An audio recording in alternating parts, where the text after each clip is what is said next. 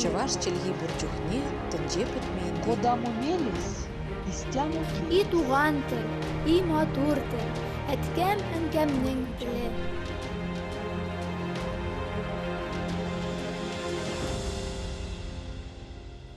Исәнмесез. Сіз Татарстан 24 телеканалында туған тіл тапшыруын қарайсыз. Сізнің білән Гүлүсә Сыңғатуллина. Бүгінгі тапшыру қой бір татар балалар журналлары тарихы. Бүгінгісі балалар матбуғатының еш буынны тәрбиелеудегі өліші һәм Ялқын журналының 100 яшьлек юбилейі хақында. Татар милләте үзенең зыялылыгы, белемгә омтылышы белән аерылып тора. Халыкның аңын, белемен үстерү, аны кичкенәдән мәгълүматлы итүдә вакытлы матбугатның әдәби журналларының өлеше шиксез зур. Гомумән, татар әдәбияты милли матбугат белән тыгыз бәйләнештә яши. Матбугат әдәби әсәрләрне халыкка җиткерүче, татар язучы шагыйрьләрнең эшен пропагандалаучы чара булып та тора. Журнал сүзі бізге француз тілінен кірген. Ул көндәлек газета дигәнне аңлата. Журналлар гадәттә айга бер тапкыр яки 3 айга бер тапкыр, ә кайберләре 6 айга бер тапкыр нәшер ителә. Дөньядагы иң беренче журнал моннан 345 ел элек Франциядә чыккан. Ә Россиядә 100 елга соңрак 1758 елда «Детское чтение для сердца и разума» дигән журнал чыга башлаган. Ә татар телендә чыккан беренче балалар журналы «Тәрбиятел әтфал», ягъни балалар тәрбиясе дип атала. Ул 1907 елның 1 гыйнварыннан Мәскәүдә чыга башлый. Журналның титул битенә 15 көнгә бер чыга торган сабак балаларына әдәби, фәнни вә рәсемле мәҗәллә дип язып куелган була. Ул балаларны төрле яктан тәрбияләүне максат итеп куя. Басманың чыгымнарын Мәскәү бае Хөсәен Байбеков үз өстенә ала. Редакция аның йортында урнашкан була. Журналны оештыру, мөхәррирлек вазифасы Захид Шамилгә йөкләнә. Фатих Әмирхан 1906 елның гыйнварында Петербургта мөселманнарның бөтен союз кырылтайында катнаша. Кырылтайда ул Захид Шамил белән очраша. Әтисе ягыннан бераз туган тиешле Захид Шамил аны журналның җаваплы сәркатибе итеп чакыра. Әмирхан 1906 елның октябрендә Мәскәүгә килә. Захид Шамил журналист булудан бигрәк иҗтимагый эшлекле булганлыктан журналда төп эшләрне башкару Әмирхан өстенә йөкләнә. Ә журналда әдәбият бүлеген Нәҗип Думави алып бара. Тик кызганычка каршы 5 сан чыкканнан соң 1907 елның март айында журнал чыгудан туктай. Моңа аның татар җирлегеннән еракта чыгуы да сәбәп булган булса кирәк. Фатих Әмирханның әйтүенә караганда, ул җитәрлек укучы җыя алмый. Журнал кыска гомерле булса да, җәмәгатьчелеккә кызыксыну уята. Вакыт газетасының 1907 елгы 9 гыйнвар санында аның яхшы кәгазьгә басылуы, рәсемнәренең нәфислеге турында әйтелә. Габдулла Тукай да «Тәрбиятел әфтәлгә» исемле мактау шигырен бастыра. Тарихтан бүгенге көнгә күчеп, Ялкын журналына кунакка барыйк әле. Ялкын журналы 1924 елда Мәскәүдә нәшер ителә башлый. Шул гомердән бирле 100 ел вакыт үтеп тә киткән. Журнал 5 тапкыр атамасын үзгәртә, ләкин асылына тугры килеш кала. Бүген без төшерү төркемебез белән исә Ялкын журналының юбилей кичәсенә, аның юбилей атналыгында катнашырга дип килдек. Юбилей атналыгы чараларга бай. Редакция, төрле шәхесләр белән очрашу, истәлекләр кичәсе, хатлар уку. Шунысы кызык, кайчандыр татар балалар матбугатын формалаштырган журнал бүген ничек яши, ни белән сулый? Бүгенге көндә Ялкын 4 төп сәхифәдән тора. Ачыш, шәхес, тәҗрибә һәм иҗат. Шушы зур сәхифәләр эчендә инде аерым-аерым кичкенә генә темалар күтәрелә. Ялкынның иң төп сәхифәсе, иң күп еллар дәвамында чыга торган сәхифәсе ул дөнья халык әкиятләре. Ул соңгы биттә урнаша иде, һаман да ул шулай дәвам итә. Аның урнашу урыны үзгәрмәде, соңгы биттә ул калды. Ләкин аның бераз гына формасы үзгәрде. Бүгенге көндә аның рәсемнәре комикс форматына яраклаштырылды дип әйтик инде. Һәм тагын бер үзенчәлек менә монда да әлеге комиксны ясый безнең мәктәп укучысы. Ул инде бүгенге көндә чыгарылыш сыйныфына җитте. Соңгы ел ярым, 2 елда аның рәсемнәрен кулланабыз. Яшүсмерләр өчен яшүсмерләр иҗат иткәнгә, басманың эштәлеге яшь буын өчен кызыклы. Тематик бизәлеше дә актуаль. Журналның балалар коллегиясы айрым игътибарга лайык. Журналның эчтәлеге ул инде аудитория кызыклы булырга тиеш. Ялкында соңгы 10 еллар эчендә балалар коллегиясе дигән бер звено, бер оешма эшләп килә. Ул нәрсәдән гыйбарәт?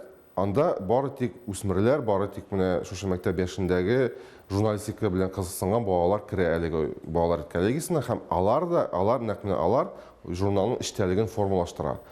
Ай дәвамында алар безнең редакциягә язмаларын җибәрәләр. Кемдер беренче тапкыр җибәрергә мөмкин, кемдер инде тәҗрибәле кеше булырга мөмкин, беренче тапкыр җибәреп, инде оста каләмле журналист булырга мөмкин.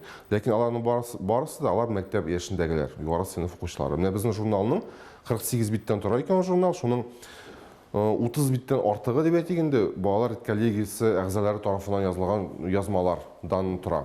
Һәм әлбәттә замана балалары интернет киңлекләрендә кайный. Журнал бу үзенчәлекне дә исәпкә ала. Тәҗрибә күрсәткәнчә, ялкын ул яшьләргә дә, өлкәннәргә дә, балаларга да хәтта кызык. Шуңа күрә аның 100 еллык юбилее, 100 еллык дәвер эчендә инде кемнәр генә укымаган да, кемнәр генә ялкын эчендә булмаган. Һәм без ул традицияны бүгенге көндә дәвам итәбез. Димәк, безнең төп эшли торган аудиториябез ул үсмерләр, иң авыр катлам. Бүгенге көндә интернет инде ул яшь үсмерләрнең төп мәгълүмат алу чыганагы булып тора. Без аны аңлыйбыз. Журнал үзенең чыгуын әлбәттә дәвам итә инде, чөнки журналның үз укучысы, үз тугры укучысы бар, күп булмаса да ул бар. Күп вакыт әлбәттә безнең эшчәнлек интернетка багышланган, интернеттагы видео проектларын тормышка ашыруга, социаль челтәрләрнең сыйфатлы матур итеп алып барышына зур игътибар бирәбез. Һәм шуның аркылы инде без үзебезнең аудитория белән аралашабыз, аларга чыгабыз дип әйтик инде. Интернет битләре аша яшь буынның игътибарын җәлеп итеп, аны журнал битләренә дә шуның үзенә күрә бер чарасы бу. Без исә киләсе сюжетларда да ялкын белән танышуны дәвам итәрбез.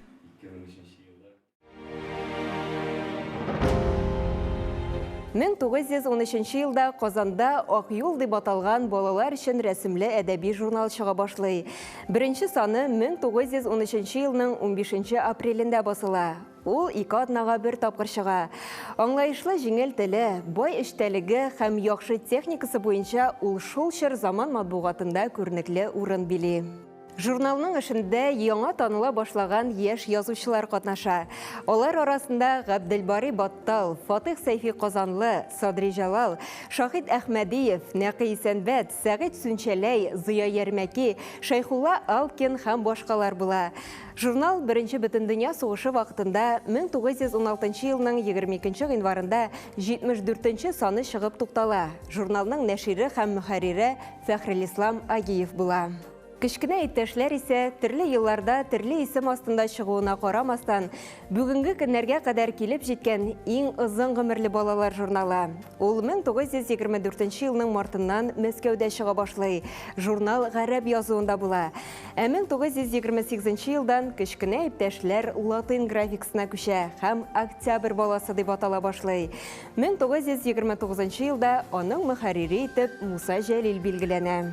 Журнал 1932 елның декабрь саны белән чыгудан туктый һәм Казанга күчерелә.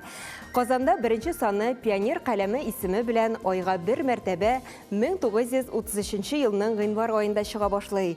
Журналга балалар массасын югары белемгә омтылдыру бурычы куела. Анда Кауи Нәҗми, Хәсән Туфан, Шәйхиман Нур, Мирсәй Әмир, Фатих Хисни, Нур Баян кебек язучыларның шигырь хикәяләре басыла. Абдулла Алиш әсәрләре журналның сәнгатьчә эшләнешен күтәрүгә сизелерлек өлеш кертә. 1941 елда сугыш башлангач журнал чыгудан туктала. Сугыш беткәч 1952 елда ул Пионер исеме белән янә дөнья күрә. 1955 елның беренче саныннан мөхәррир итеп язучы Ләбибә Ихсанова билгеләнә. Русларда да Пионер исемле журнал чыгуын исәпкә алып, 1957 елның 7 саныннан аның исеме Ялкын дип үзгәртелә. Ул бүген дә әлеге исем белән чыгып килә. Ялкын журналына сәяхәтебезне киләсе сюжетыбызда дәвам итәбез. Ялкынның юбилей атналыгы татар китабы йортында узды. Биредә үк тамашачы игътибарына журналның тарихын чагылдыручы күргәзмә дә булдырылган иде. Биредә безнең Татарстан Республикасы Милли музее фондында һәм Ялкын журналы архивында сакланган материаллар урын алган.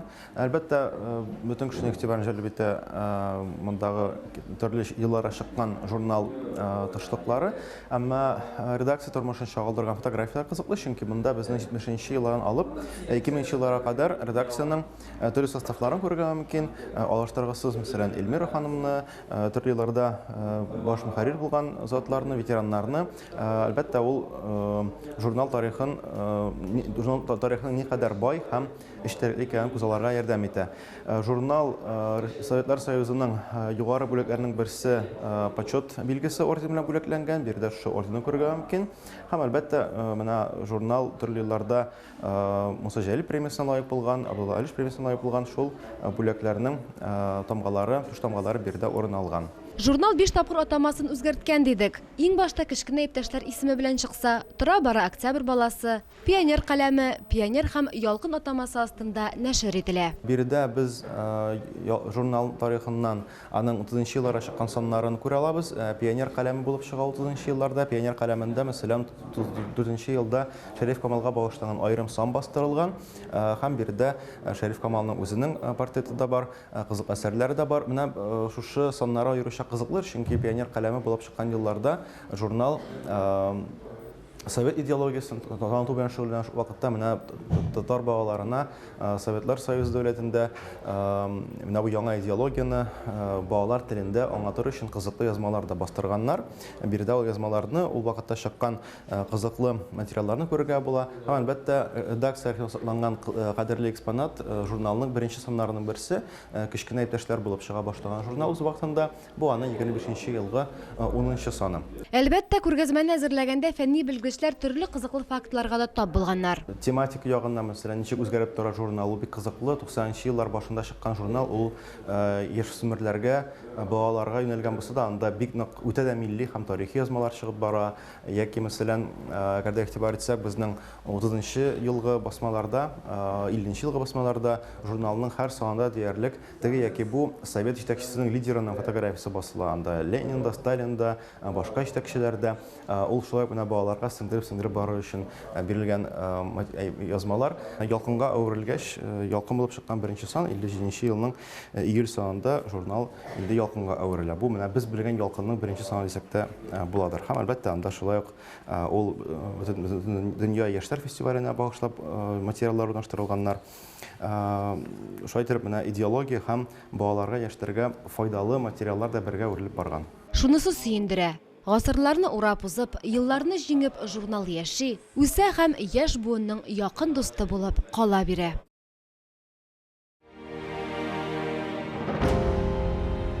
Ялкын урта һәм ылы яшьтәге мәктәп балаларының айлык татар журналы.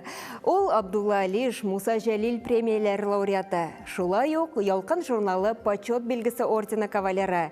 Берничә мәртәбә Бәллүр каләм бәйгесе лауреаты. Матбугатның алтын фонды мактау билгесе иясе.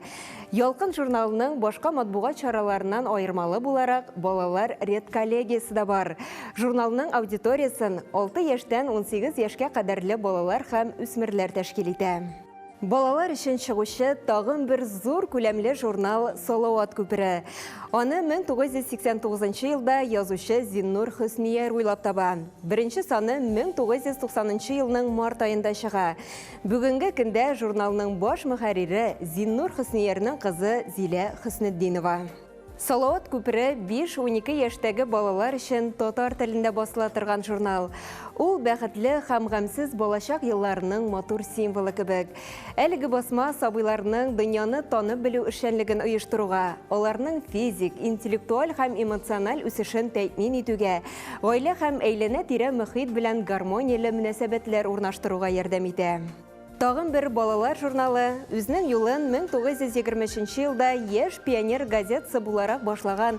Бүгінгі күнде ойға бір тапқыр шығушы Сабантуй. Әлігі журнал битләрендә балалар яраткан шигырьләре, хыяллары, уй фикерләре белән уртаклаша.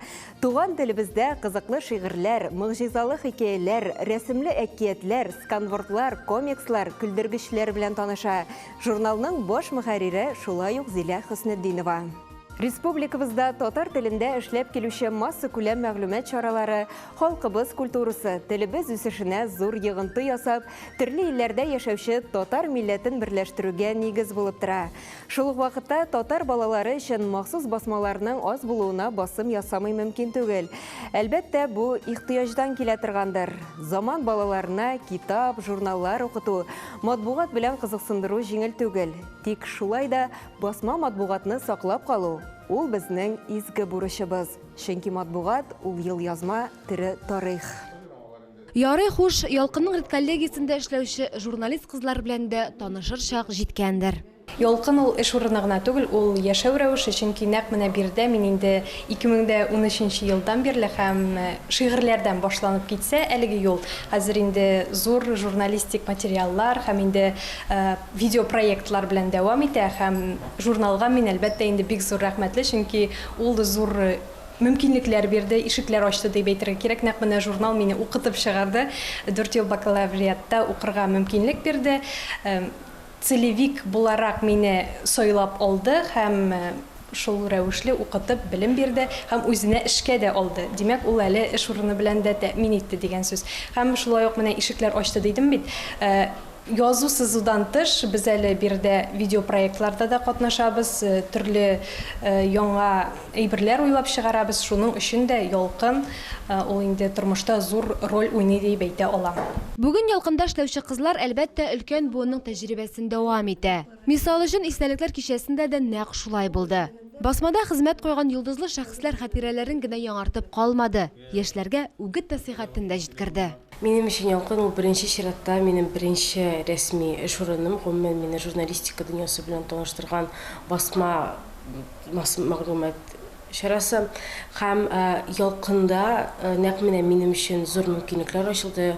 Моңарчы мин бераз уяла торган театрал студентка булсам, хәзер инде мин язарга ярата торган, төшергә ярата торган креатив идеяларым булган журналист исәм дә була инде. Беренче чиратта Ялкын ярдәмендә мин үзем бик күп яңа кешеләр белән таныштым, үземне күрсәтә алдым һәм Ялкында беренче чиратта мин дә язучы журналист, өстәвенә видеопроектларда катнашучы минем үземнең беренче рубрика бар, ул Урамда каналы бирде, урамда төрле сораштырулар, социаль экспериментлар уздырабыз.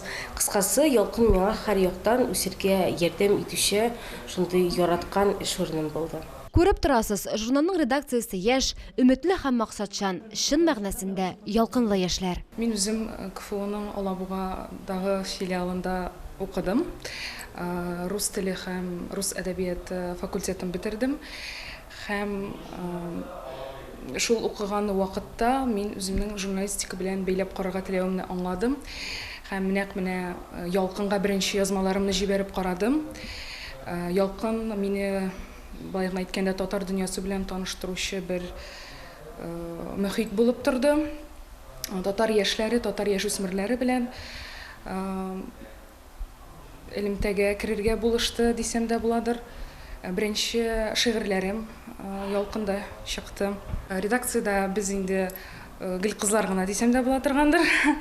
Һәм biz барыбыз да бер гаилә кебек, бергә эшлибез, бергә буш вакытта да бергә вакытларны үткәрәбез, бергә иҗат итәбез һәм бу бик кадерле.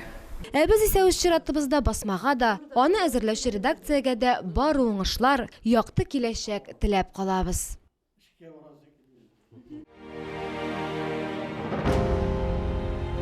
Шушының белән тапшыруыбыз ахырына якынлашты. Без бүген кайбер татар балалар журналлары тарихына һәм бүгенгесенә күзәтү ясадык. Балалар матбугатының яшь буынны тәрбияләүдәге өлешен бәяләдек һәм Ялкын журналының 100 яшьлек юбилее уңаеннан үткән чараларына күзәтү ясадык. Сіз Татарстан 24 телеканалында туған тіл тапшыуын қарадығыз. Сізнің білән Гүлүсә Сыңғатуллина болды. Сау болығыз, келесі ұшырашуларға қадар.